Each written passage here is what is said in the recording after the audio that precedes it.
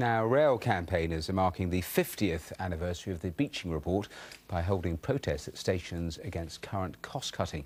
The controversial report led to the closure of thousands of train stations and hundreds of branch lines across the country.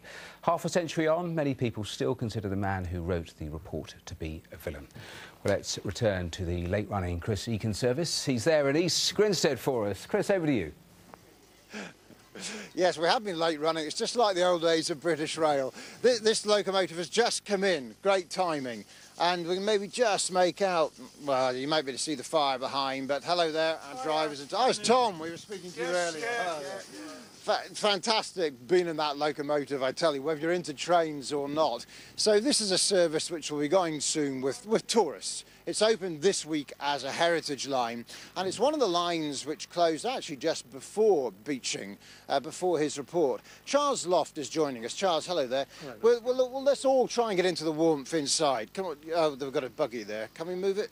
Move the buggy over to the other side, Charles, if you would. We didn't get a chance to set this up because the train has literally just arrived, but we'll move in and come in this way, Charles. Have a seat. And we'll just get a feel of what the train's like. Alistair, our cameraman, just hasn't had a chance to practice this. Apologies. Right, have a seat there. Charles is a real expert on Beeching. He's written a book. What's the book called?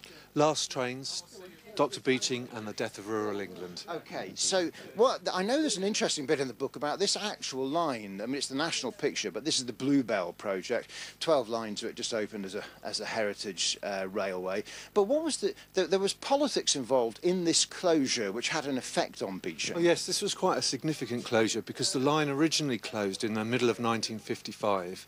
But a local resident, a Miss Bessemer, discovered a clause in an old Act of Parliament which required the British Transport Commission to operate 4 trains a day in perpetuity. And it took a public inquiry and another Act of Parliament to close it down. The line had to be reopened in 1956 and then closed down again in 1958. And the significance of that was that in 1956 the Ministry of Transport was trying to get the railways to close lines like this all over the country to do a Beeching in effect several years early, and it was the controversy around this line and others like it that helped deter the railways from carrying that out. The locomotive has just gone past us. It's the one we were just filming, and that's because they have to move it to the other end of the train. It's just one track after this little bit in order to go further down the line. Slightly disorientating, that is.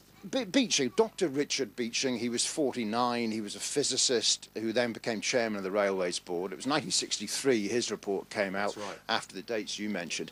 Hero or villain?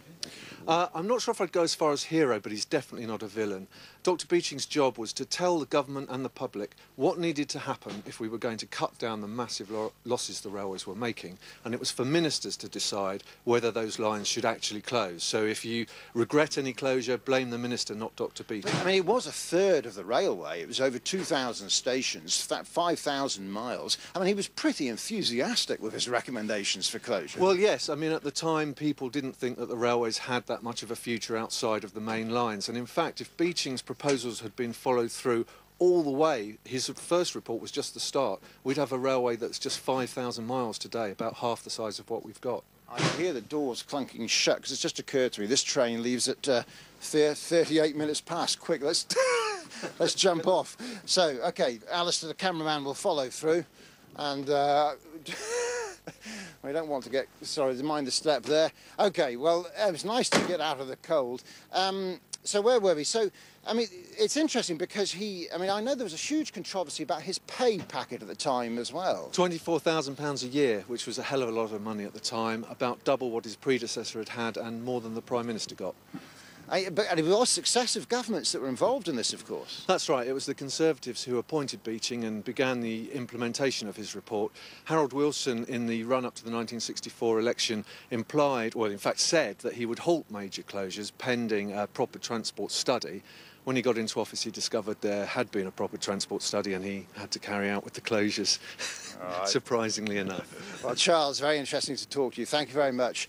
It's difficult to pick out, but you can see the steam right at the front of the train. The locomotive, actually, we could have sat in a bit longer because the locomotive is still moving into position. You might just about be able to make it out above the people on the platform. And it's going to come forward again. It's going to couple up to the train, or whatever you call it, and then they'll go back down the line. So this is opened this week, the Bluebell project. It's one of more than 100 heritage lines. But what you do see from this is the real difficulty in reversing the closures. It has taken the enthusiasts here 39 years and millions of pounds to get to this point. They had to negotiate with more than 30 landowners because, just like the railways around the country which were closed, British Rail sold off the land, they sold the track, and they sold the ballast, the sleepers, the whole lot. Extremely difficult to reverse the process. But for now, back to the studio. Chris, that was magnificent. Thanks very much. I'm glad that you continued that interview because we were laughing like drains here as they there was a moment, rushed off wasn't the there, train. where we were expecting to have to apologise for the signal as the thing sped off into the distance. But no, he moved like the wind.